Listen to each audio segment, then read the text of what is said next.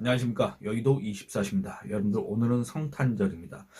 제가 옷은 몇 번 없지만 이게 성탄절에 맞춰서 빨간색 옷을 입었습니다. 여러분들 지금 상황이 뭐 그렇게 즐거운 상황은 아니지만은 그럼에도 또 이런 유의미한 날에는 즐거운 시간 보내시고 또 한편으로는 위로받는 시간 가지시길 바라겠습니다. 저도 그런 시간을 보내도록 하겠습니다. 여러분들 이 시간에 얘기하고 싶은 주제 있습니다. 준비도 했습니다. 근데 지금 이렇게 얘기하면서도 약간 자괴감이 듭니다. 여러분들한테도 약간 죄송한 마음이 듭니다. 누구냐? 바로 이준석이에 대해서 얘기를 하고 싶습니다.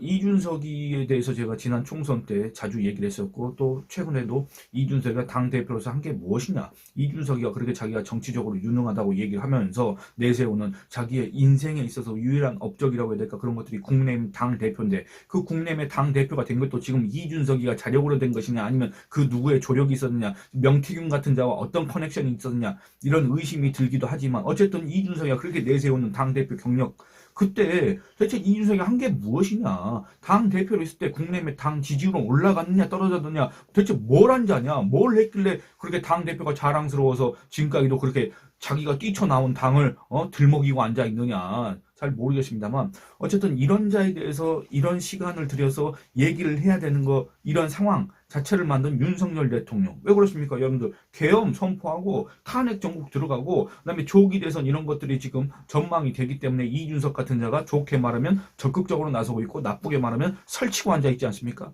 그러니까 이런 자에 대해서 얘기하는 이 상황 자체를 만든 사람에 대해서 정말 이 원망과 분노 이런 것들이 들끓을 수밖에 없습니다. 예, 요거는 이제 이쯤에서 이제 그만두고 이준석에 대해서 얘기하고 싶은 게 뭐냐면, 이준석이가 지가 대선에 나가겠다고 하고 있습니다.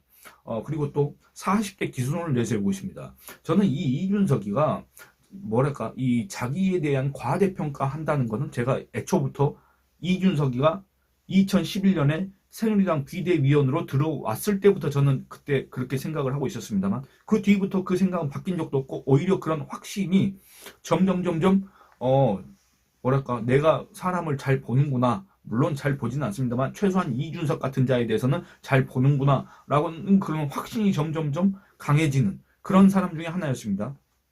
근데 지금 이자가 얘기하는 게 뭐냐면, 쥐가 무슨 과거에 김영삼이나 김대중이나 뭐 된다는 듯이 항상 얘기하지 않습니까? 뭔 얘기를 할 때 국민의힘 당 뛰쳐나올 때 개혁신당, 지금 개보신당인가 개혁신당인가 그거 만든다고 할 때 내가 당 만들면 국민의힘 의원들 다수가 나한테 합류를 할 것, 그 다음에 뭐 총선에서 뭡니까, 영남의 의석이 60석인데 못해도 최소한 영남에서만 30석, 이런 얘기 했던 거 여러분들 기억하시지 않습니까?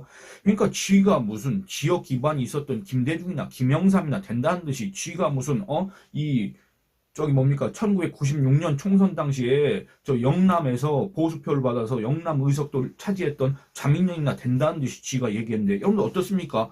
겨우 그 온라인상에 현실 세계에선 존재하지 않는 좀처럼 만날 수가 없는 온라인상 지지세에 의해서 한 2%, 3% 받아가지고 비례짜리 한 2개 얻고 그거 전부지 않습니까? 지 혼자 이제 동탄 거기 나가서 당선되고 그 정도입니다. 그게 현실인데 지가 뭐가 된다는 시, 지가 DJ나 된다는 시, YS나 된다는 시, JP나 된다는 시 이렇게 나서고 있으니 정말로 어처구니가 없다. 그리고 지금 이준석이가 조기 대선에 나간다고 하면서 40대 기술론을 내세우고 있는데 이 40대 기술론이라는 게 뭡니까 여러분들? 결국에는 그때 1971년도입니까?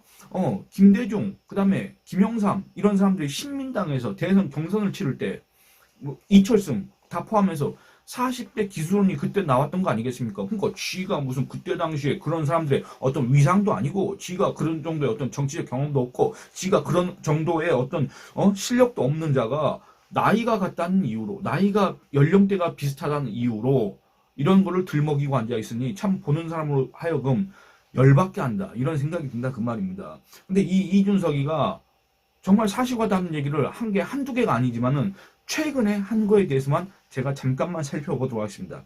이준석이 이런 얘기를 합니다. 뭐 지가 무슨 과거에 김영삼 대통령 이 얘기를 하는데 여러분들 갑자기 또 생각나는 게 뭐냐면 이준석이 이런 얘기를 했습니다. 24일 날 KBC 광주방송 그 뭐 어디에 출연해가지고 김영삼 대통령이 예전에 1971년에 40대 기술론을 주장하셨는데 저는 그게 굉장히 의미가 있었다라고 이제 지가 생각한다 그 말입니다. 아, 지가 생각한다는데 제가 뭐라 할 수는 없지만 요새 이준석이가 YS 코스프레 한다는 얘기 들어보셨습니까? 이준석이가 12월 3일, 4일 그때 국회 그 계엄 해제 요구를 할 때 이준석이는 국회에 왔는데도 국회에 안 들어갔지 않습니까? 아, 별의별 사람들이 담을 넘어서 들어가고 뒷문으로 들어가고 별의별 짓을 다 했는데 왜냐? 그 계엄 해제를 하려고 그게 이제 국회의원의 아주 우리 국민들이 국회의원한테 부여한 고유의 권한 아니겠습니까? 행정부를 견제 비판 감시하는 거. 근데 이준석이도 그 누구의 선택을 받았는지 모르겠지만 어쨌든 지금 배지를 달고 있지 않습니까? 근데 그 앞에 국회 정문에서 경찰들한테 반말하고 욕짓거리하고 그거 여러분들 장면 보셨지 않습니까? 그게 뭡니까 결국에는 YS 코스프레 한 겁니다. YS가 욕을 한 건 아니지만 YS의 코스프레를 한다는 그런 비판을 많이 듣지 않습니까? 그 와중에 또 뭐 누가 의원님 뭐 이게 담 넘어가시는 거 아니에요? 막 하니까 시끄러 임마 한 거 여러분들 또 그 영상 보셨지 않습니까? 그런 잡니다. 그러니까 겉으로는 YS 코스프레를 하고 싶었는지 모르겠지만 이준석이는 YS가 절대 될 수가 없다. 그렇기 때문에 얘가 얘기하는 40대 기술원도 절대로 우리 국민들한테 공감을 얻을 수가 없다. 그게 결론이지 않습니까? 예. 요새 이준석이가 YS 코스프레를 한다는 그런 인상이 너무나 강하게 들어서 그리고 심지어 지 입으로 지가 지금 YS를 또 내뱉고 앉아있지 않습니까? 그래서 잠깐 얘기를 해봤습니다. 이준석이가 이런 얘기를 했습니다. 뭐라면 박근혜 대통령 이후로 또는 2016년 이후로 제3당으로서 단일화를 하지 않고 당선된 사람은 나 이준석밖에 없다. 이렇게 얘기를 한 거 여러분들 기억하시지 않습니까? 저는 이 얘기를 들으면서 너무나도 황당했습니다. 저 이 얘기를 듣고 나서 기사를 보고 나서 여러분들하고 이 얘기를 하고 싶었습니다만 이준석에 대해서 얘기하는 그 시간 자체가 아깝고 여러분들한테 뭔가 누를 끼치고 폐를 끼치는 것 같아서 좀 자제하는 그게 있었습니다만 이 이준석이가 이제 입에서 40대 기술원을 내세우고 YS를 내세우고 이런 것들을 보면서 이자에 대해서는 한번 얘기를 할 필요가 있겠구나. 그런 생각이 들었다 그 말입니다. 결국에는 그러니까 뭔 말이냐면 2016년 이후로 봤을 때 단일화 없이 3자 구도에서 3구도에 해당하는 사람이 당선된 건 동탄에 이준석밖에 없다. 여러분들 이준석의 그 특유의 화법이 있습니다. 지가 이준석 아닙니까? 지가 지 얘기를 할 때 항상 이준석 3인칭 화법을 쓴다 그 말입니다. 저는 이런 사람들에 대해서 정말 거부감이 듭니다. 이건 제 개인의 사감이기 때문에 여러분들한테 이렇게 밝히는 거 자체가 좀 부적절할 수 있지만 이런 화법을 쓰는 사람들은 저는 좀처럼 뭔가 이렇게 좋게 평가할 수가 없다 그런 생각이 듭니다.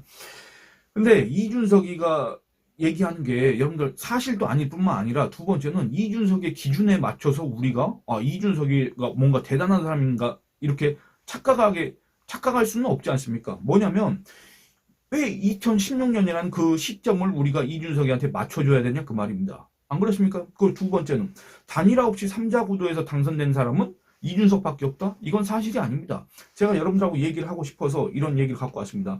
일단은 이준석이는 글쎄 저기 뭡니까? 우리나라에서 고등학교까지 마치고 그 다음에 대학도 잠깐 들어갔지 않습니까? 그런데 국어를 잘 모르나? 뭐 말하는 것도 약간 그런 것 같긴 하지만 국어를 잘 모르나? 그런 생각이 든다 그 말입니다. 왜냐하면 이준석이 뭐라 했습니까? 2016년 이후로라고 했지 않습니까? 근데 이후라는 말은 뭔 말이냐면 2016년 이후라고 했을 때는 2016년을 포함해서 그 뒤라는 얘기가 된다 그 말입니다. 제가 잠깐만 찾아보도록 하겠습니다.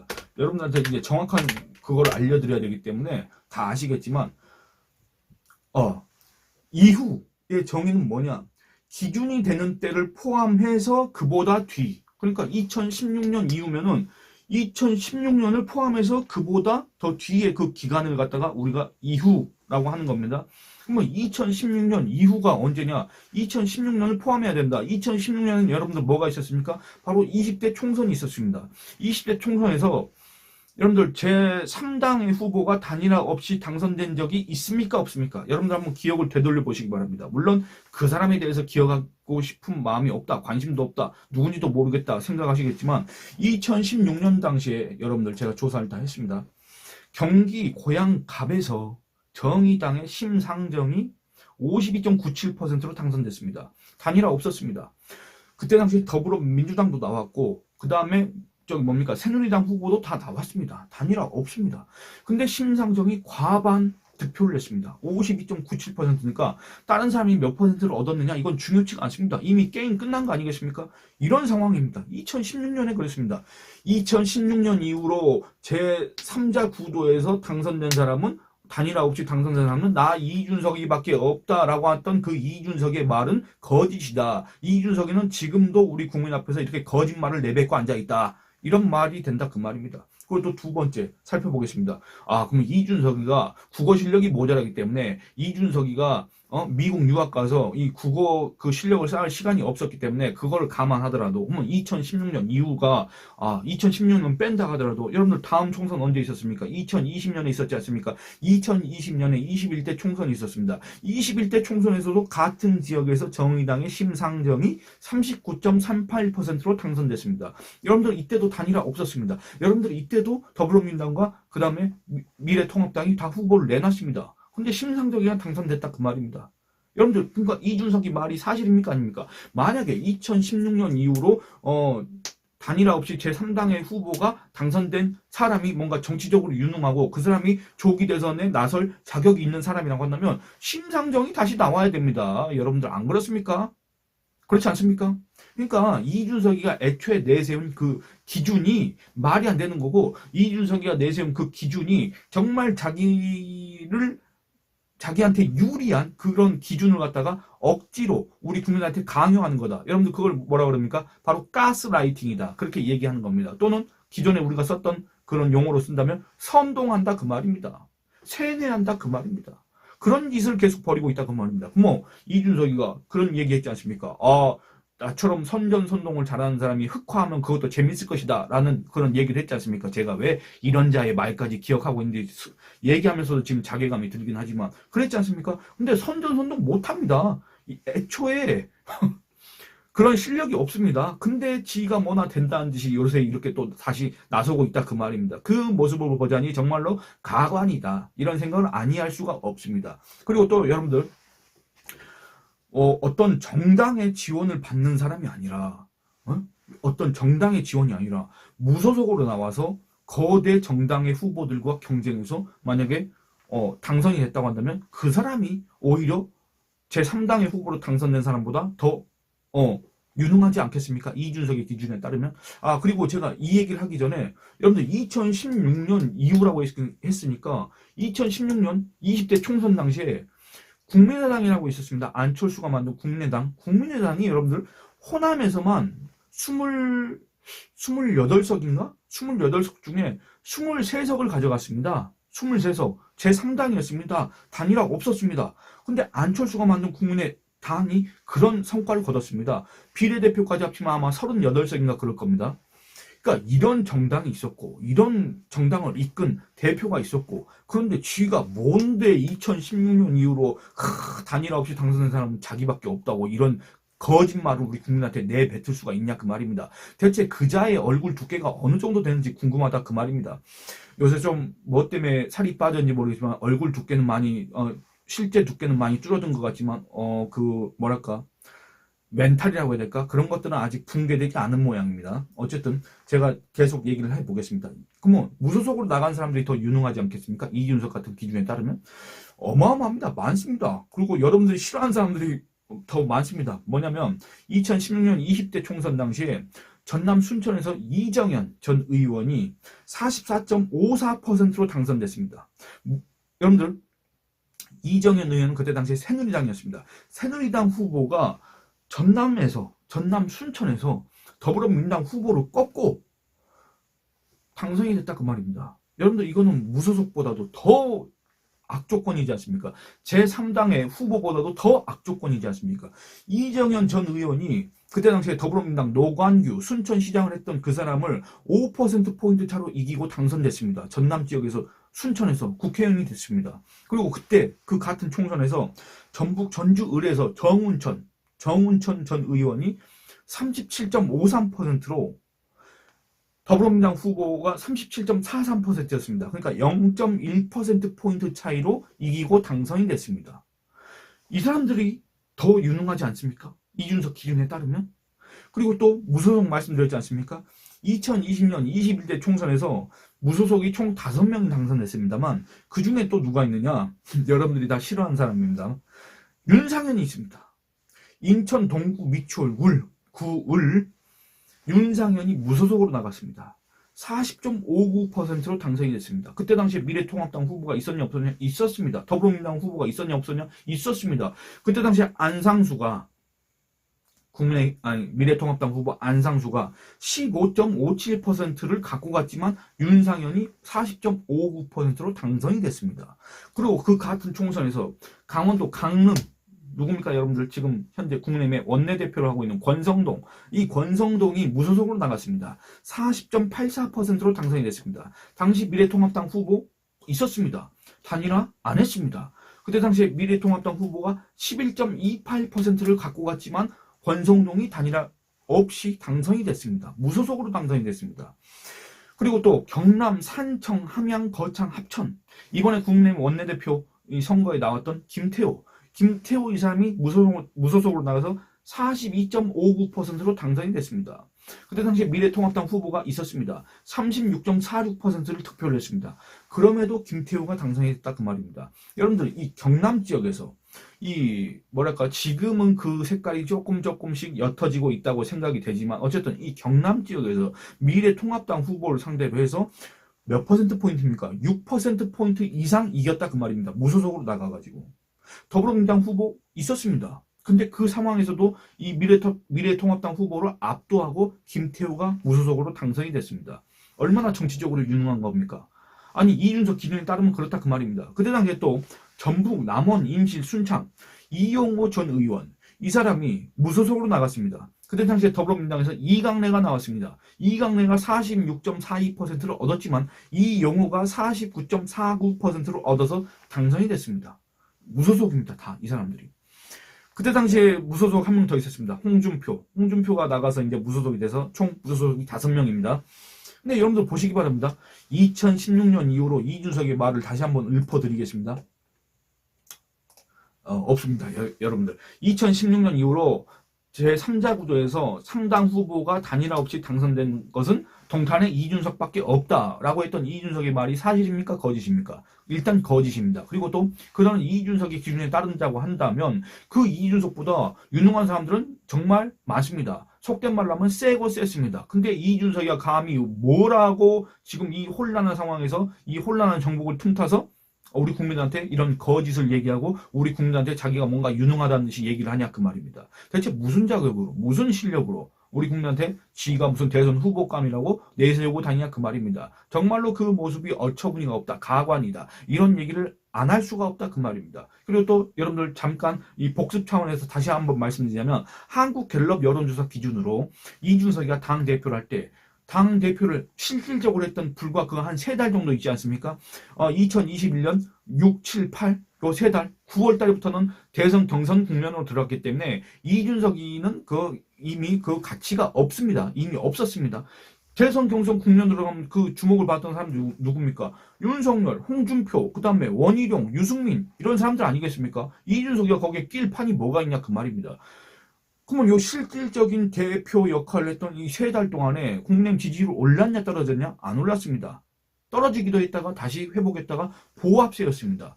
대체 이준석이 한 게 뭐냐? 이준석이가 국민의힘 바꿔놨냐? 이준석이가 국민의힘 그 당 지지율을 올려놨냐? 아니면 이준석이가 뭔가 이 필승의 대선 전략을 세워놨냐? 아무것도 아니지 않습니까? 아무것도 아닌 자가 지금 와서 전국 선거를 이긴 사람은 나밖에 없고 어쩌고 저쩌고 이런 소리를 늘어놓고 앉아있으니 대체 우리 국민들 수준을 뭘로 하는 것인가? 그냥 그 온라인 게시판에서 그 출몰하는 자기 지지층하고 같이 그냥 놀라 그 말입니다. 맨날 페이스북만 본다고 하지 않습니까? 맨날 그 어디 온라인 게시판 뭡니까? 거기만 들어간다고 하지 않습니까? 제가 그 이준석 수호 시위를 했던 주동을 했던 그 사람을 인터뷰를 했기 때문에 제가 알고 있습니다. 전에 들어서.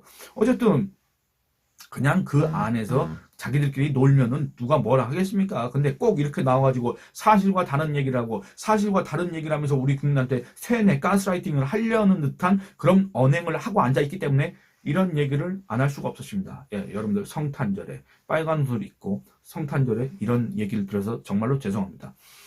그럼에도 여러분들 안 할 수가 없었다는 점 한 지금 5번째 말씀드리고 있지 않습니까? 예, 그렇습니다. 예, 여러분들 이제 이 영상은 마치도록 하겠습니다. 댓글 후원을 또 많은 분들께서 해주셨는데 당채지환님, 그리고 김경희님, 김소영님 세 분께서 댓글 후원을 해주셨습니다. 감사합니다. 여러분들 그리고 또 제 영상을 이렇게 또 기다려 주신다는 분들이 많이 계셔서 댓글도 많이 달아주시고 격려도 많이 해주셔서 너무나도 감사합니다. 여러분들 서두에 말씀드린 것처럼 즐거운 성탄절 보내시기 바랍니다. 또 이렇게 여러모로 이렇게 위로받는 성탄절 보내시기 바랍니다. 이 영상은 여기서 마치고 또 이어서 계속 얘기를 해보도록 하겠습니다. 감사합니다.